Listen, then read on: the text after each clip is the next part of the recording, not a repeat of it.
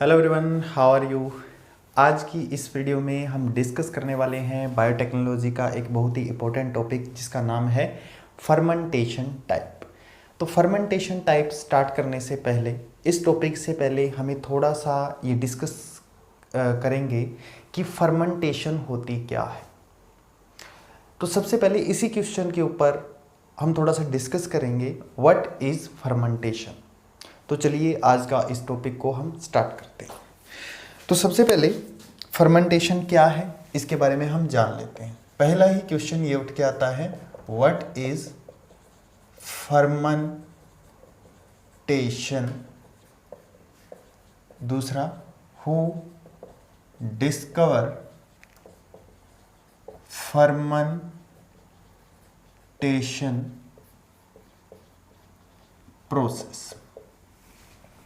अब जो फर्मेंटेशन है, वन बाय वन इस टॉपिक को हम करते जाएंगे। जैसे ही आप करते जाओगे, इनिशिएट जो फर्मेंटेशन है, इनिशियली सबसे पहले हमें ये पढ़ना है कि जो फर्मेंटेशन प्रोसेस है वो प्रोसेस जिसके अंदर इन विच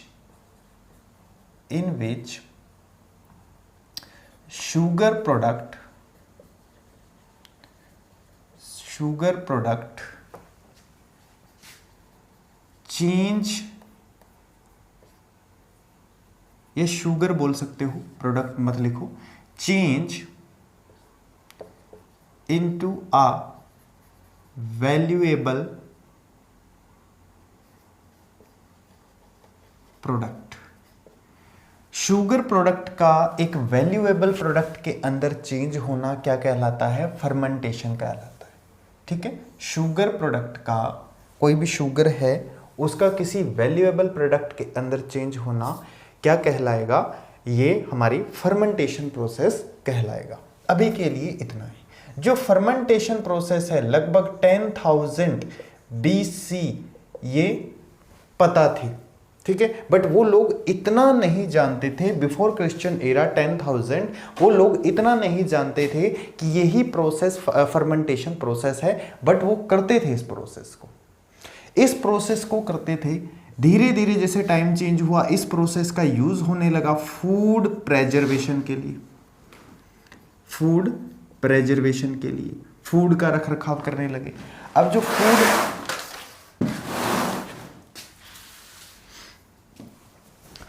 फूड प्रेजर्वेशन के साथ साथ लगभग 5,000 BC जो पीपल थे वो यूज करने लगे, इससे अल्कोहल बनाने लगे, ब्रेड बनाने लगे, बियर बनाने लगे और वाइन बनाने लगे। ये चीजें वो फर्मेंटेशन प्रोसेस का यूज करने लगे। जहां की ये बात है, जो लोग थे सुमेरियंस एंड इजिप्टियंस, सुमेरियंस और इजिप्टियंस, लगभग 5,000 BC की बात है। इन लोगों ने कुछ प्रोडक्ट ये बनाए, अल्कोहल, बियर, वाइन, बट इनको नहीं पता था कि फर्मेंटेशन प्रोसेस भी कोई प्रोसेस होती है। इनको नहीं पता था कि they did not know about fermentation. ये फर्मेंटेशन के बारे में कुछ भी नहीं जानते थे। अब फर्मेंटेशन इनके लिए कैसे प्रोड्यूस हुई? इन्होंने मान लिया कि it is a miracle of God. इन्होंने ऐसा माना। इनके अनुसार ये गॉड का एक मिरेकल बन गया कि गॉड ही एक मिरेकलिक तरीके से, मतलब एक जादुई तरीके से ऐसे प्रोडक्ट हमारे लिए बना रहा है जो बहुत ज़्यादा यूज़फुल होते हैं। और इनकी लाइफ के अंदर ये बहुत ज़्यादा यूज़ होते थे उस टाइम के लिए। जैसे अल्कोहल है, ब्रेड है, बियर है, वाइन है, ये बहुत ज़्यादा यूज़ होते थे।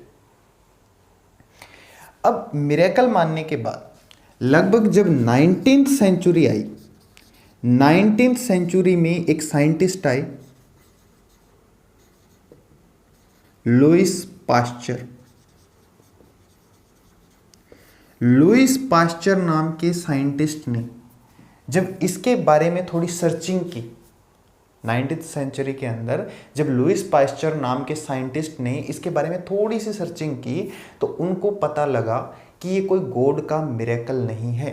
उन्होंने अपने सबूत सबके सामने रख दिए। उन्होंने कहा it is not a miracle. अब उन्होंने बताया कि it is a process which handled by microbes. ये एक ऐसी प्रोसेस थी जिसको कौन हैंडल कर रहे थे? माइक्रो ऑर्गेनिज्म हैंडल कर रहे थे, क्योंकि सारी की सारी प्रोसेस किसके हाथ में थी? माइक्रो ऑर्गेनिज्म के हाथ में थी। अब जो माइक्रो ऑर्गेनिज्म थे वो कौन कौन से थे? डिफरेंट टाइप के कुछ एक माइक्रो ऑर्गेनिज्म थे जो पाश्चर ने, तो किसने डिस्कवर की? मीन जो फर्मेंटेशन प्रोसेस थी 19th सेंचुरी में, लुईस पाश्चर ने। इसका आंसर ये हो जाएगा। जैसे कि माइक्रो ऑर्गेनिज्म की हम बात कर रहे हैं,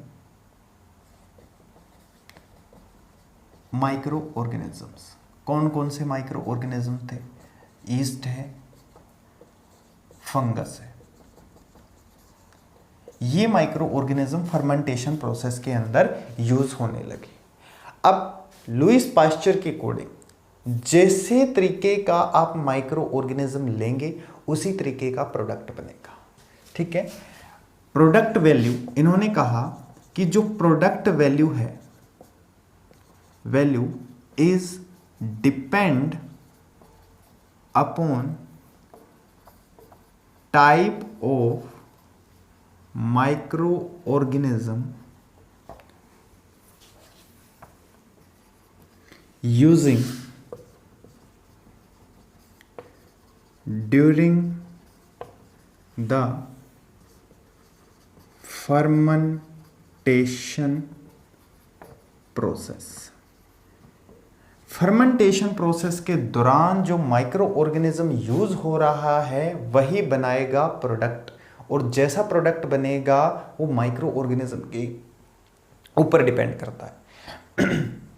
जैसा प्रोडक्ट बनेगा वो माइक्रो ऑर्गेनिज्म के ऊपर डिपेंड करता है। मीन जैसा माइक्रो ऑर्गेनिज्म आप लोगे उसी तरीके का प्रोडक्ट आपको मिलेगा। ठीक है। अब जो fermentation, how does fermentation happen, इस क्वेश्चन का आंसर क्या होगा? फर्मेंटेशन हैपन, फर्मेंटेशन कैसे होती है? अब बेसिकली अगर हम बात करें, जो फर्मेंटेशन है वो एक एनएरोबिक प्रोसेस है।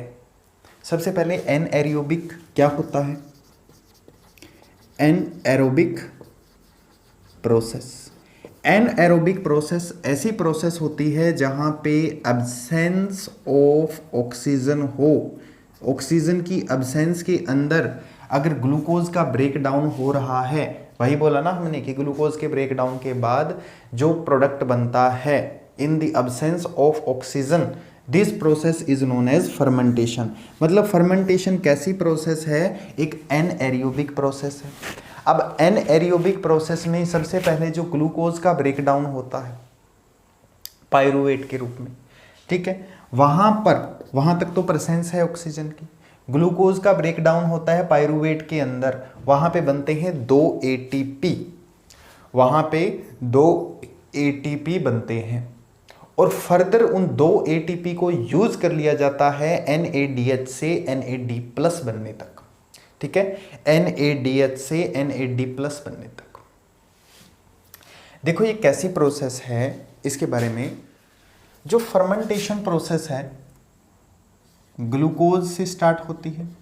ग्लूकोज से जब ग्लाइकोलाइसिस होगा तो क्या बनता है? पायरूवेट। और एनएरोबिक प्रोसेस है, यहां हम ये भी लिख लेते हैं, एनएरोबिक प्रोसेस है ये। एनएरोबिक प्रोसेस बेसिकली किसके अंदर होती है? एक ऑर्गेनिज्म है, इसका नाम हम यहां पे लिख लेते हैं, जिसको हम क्या बोलते हैं? ईस्ट।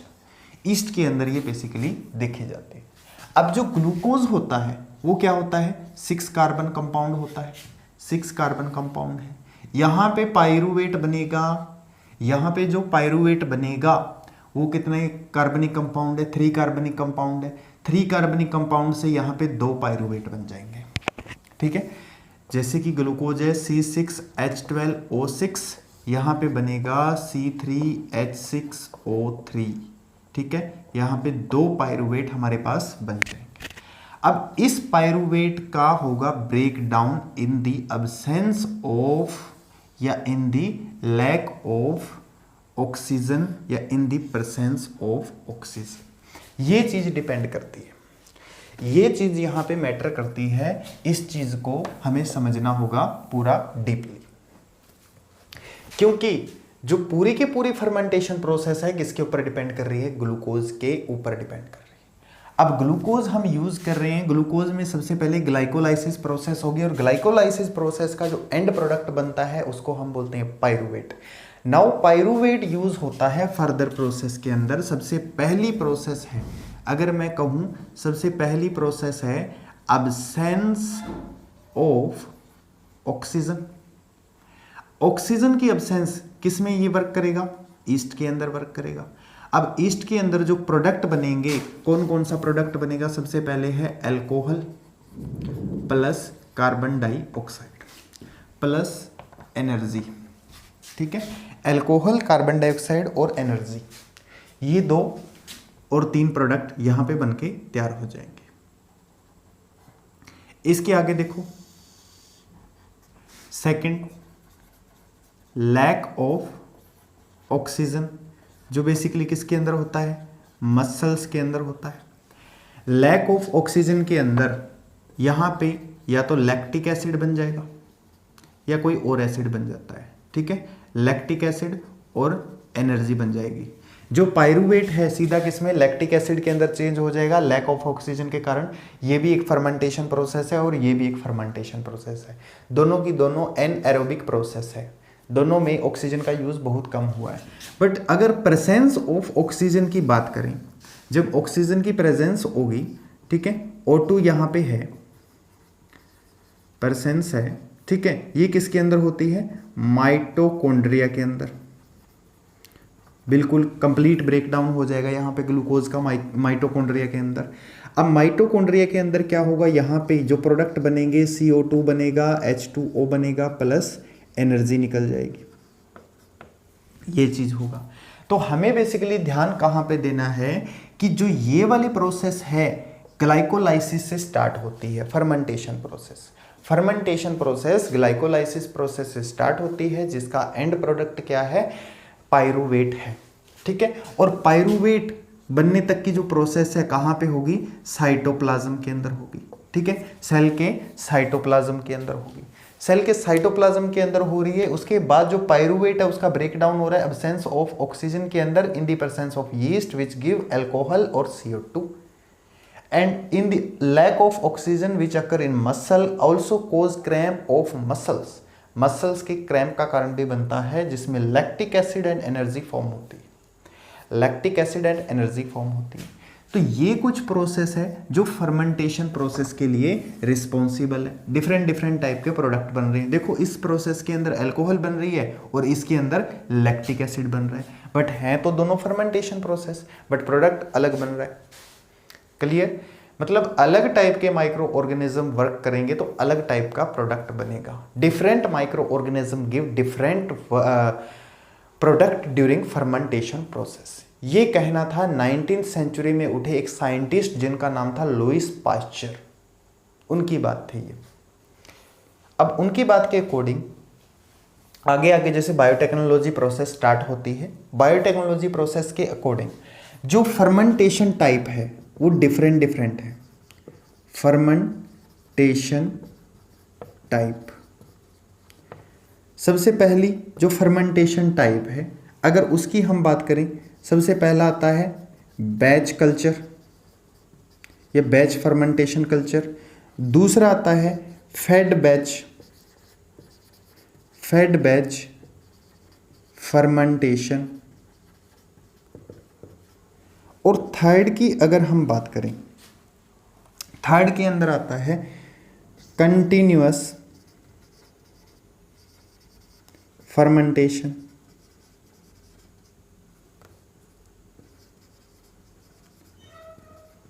Fourth solid fermentation. और जिस फर्मेंटेशन की आज हमने बात की है वो एनएरोबिक टाइप की है, ठीक है। एक होती है aerobic fermentation, one by one हम इनकी डिस्कशन भी करेंगे। और सिक्स्थ होती है एनएरोबिक फर्मेंटेशन।